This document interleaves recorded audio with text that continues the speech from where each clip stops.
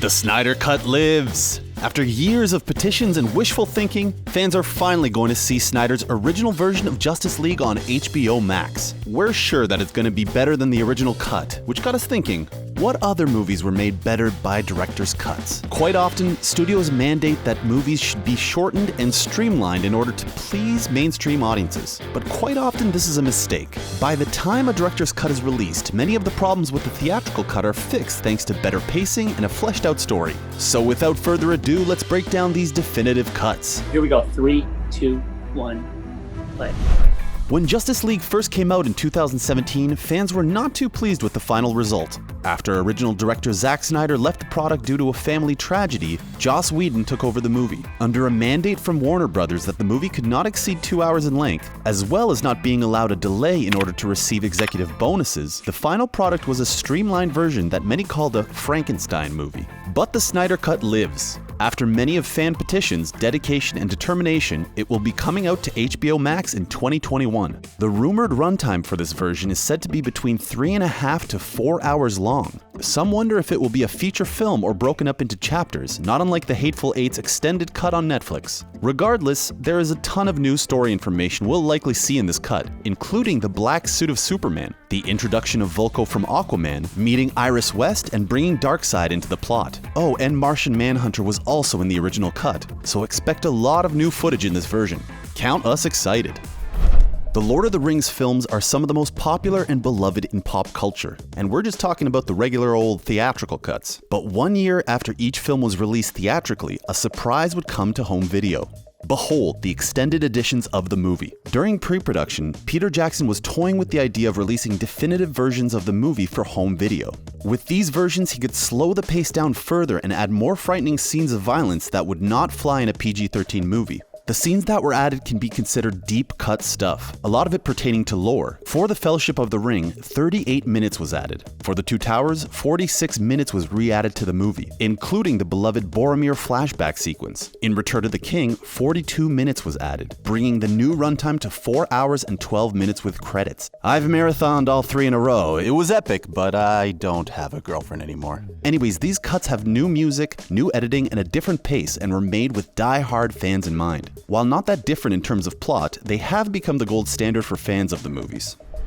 Superman 2 came out in 1980, yet only saw the release of the director's cut in 2006. Partway through production of the movie, Richard Donner, the original director of Superman 2 and the director of the first film, was fired. This was due to him butting heads with the studio over the budget, and they decided to replace him with Richard Lester instead. Lester wasn't crazy about what Donner did and opted to reshoot parts of the movie. Much like Justice League, Superman 2 can be said to be the vision of two directors. The theatrical cut has a completely different tone and is a bit choppy. Christopher Reeves wasn't too happy with the change in directors. When Warner Brothers were working on Superman Returns with Brandon Routh, they were able to snag some of the Marlon Brando footage from his estate in the process. The 2006 director's cut restores Donner's vision thanks to the footage he shot and kept in a vault. The tone feels much more mature and we get more scenes with Jor-El. This version still is a bit rough, thanks to decades-old post-production woes. Some scenes are incomplete and needed to be filled with test footage and the like to complete. But the concept, the vision, is completely Donner. I believe this is your floor.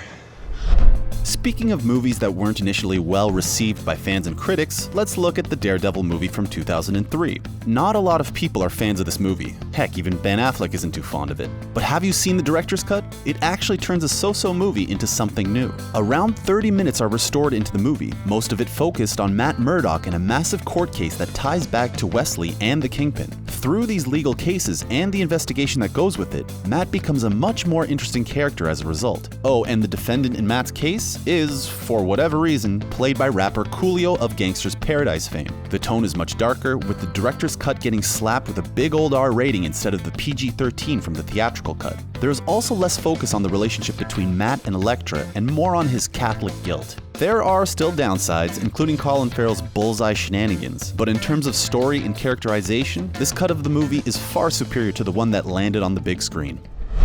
Zack Snyder has a thing for director's cuts, and his adaptation of Watchmen is no different. The film was praised and criticized for being a faithful adaptation to the source material. Some thought it was like watching the graphic novel, while others thought it was simply a carbon copy. So with that in mind, the director's cut of Watchmen doesn't change the formula that much, but it does add 24 extra minutes to the narrative, making it a 3-hour movie. That being said, it does offer some interesting character beats and fleshes out some details here and there, making this feel like the most complete version of the film, especially for those who are fans of the Alan Moore acclaimed graphic novel. The director's cut of the movie most importantly adds a critical scene from the original Night Owl, who gets attacked by a bunch of punks and showcases just how extreme some people view superheroes in this world. All of the additions from the director's cut also made their way into the ultimate cut of the movie, which added an additional scene and spliced an animated comic into the narrative, much like the graphic novel, bringing the runtime to almost 3.5 hours. Personally, the director's cut is where it's at.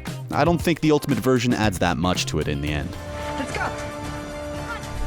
Sergio Leone is known for making lengthy and epic movies. Anyone who has seen The Good, the Bad, and the Ugly can confirm. That movie is a classic, and Leone is one of the best genre directors of all time, which is why it's so bizarre his Prohibition-era gangster epic starring Robert De Niro was missing half of the movie when it was released in cinemas. The original cut of the movie, which was showcased in Europe, clocked in at around 3 hours and 50 minutes. That's a lot of movie, and US distributors were worried that such a runtime would scare off moviegoers. So they trimmed it, down to 139 minutes. That's almost half the movie missing. Not only that, but the movie was presented in a linear fashion in this cut, which messed with the flow of the movie. Needless to say, this version was panned by critics, audiences, and even Leone, as the changes were made without his consent. Thankfully, the longer version now exists for the masses, and Leone's children and Martin Scorsese are working on securing the rights to restore Leone's original version of a 269-minute feature. So far, they've succeeded in making a 251-minute cut of the film, with some scenes being blocked by legal issues.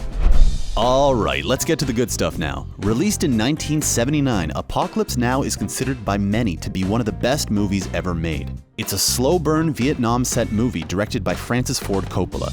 You know, the guy who did The Godfather. Apocalypse Now was a remake of a Victorian-era novel, Heart of Darkness, and focused on the sinister nature of the human spirit. So yeah, there's some talent and magnificence going on here. But then Redux happened. This version of the movie, released in 2001, added 49 extra minutes to the plot, bringing the total runtime to 3.5 hours. Most of what was added was actually extended scenes. In fact, there's only 2 new scenes in the movie. But by adding bits and pieces here and altering some scenes, the movie takes on a whole different tone. One that may have been a little too weird at times. That's really weird, ain't it?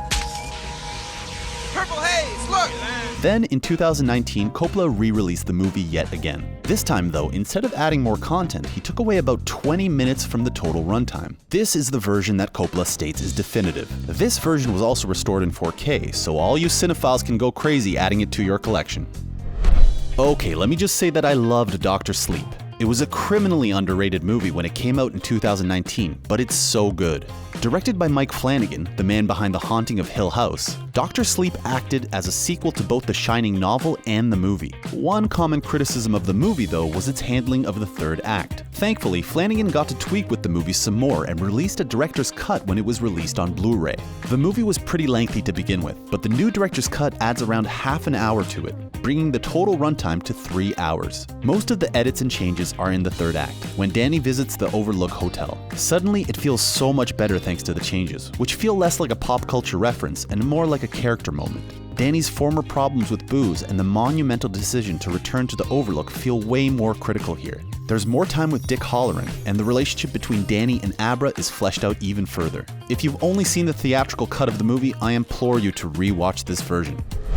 Where to even begin with this one? Blade Runner is notorious for having quite a few versions available out there, which may confuse first-time viewers as to which is the superior and definitive version to go for. There have been 5 circulated versions of the movie assembled at some point in time or another. The original version of the movie was released in 1982, and yeah, it's not so great. The voiceover narration, a trope that can make or break a movie, brings this cyberpunk thriller down a few pegs. Sorry, Harrison. Then in '92, the studio would release the director's cut of the movie, removing the narration and changing the happy ending from the original cut, making this version more ambiguous, just as Scott intended. Ironically, this version wasn't really a director's cut, as Ridley Scott wasn't even involved in it. The cut was just made with the help of his notes. The final cut, however, is Ridley's baby. It's the only one where he had complete control over the edits, and as such, is the version you should see. He chose the edits and made the unicorn sequence longer and amped up the violence as well. This is the version he's most satisfied with and feels very different from the original cinematic version.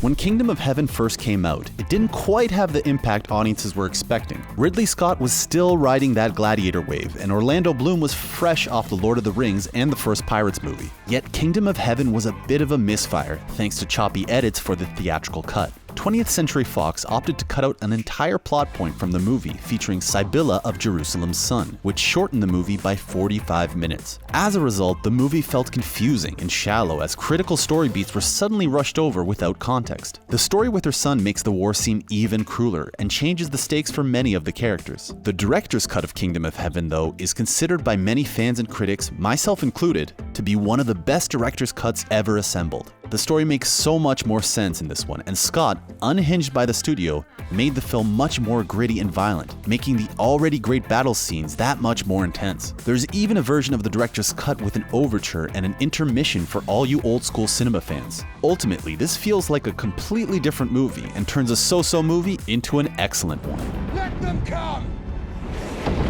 Come on!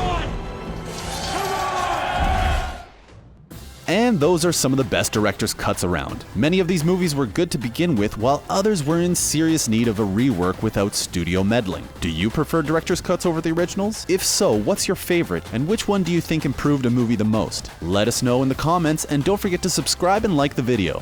Thanks for watching!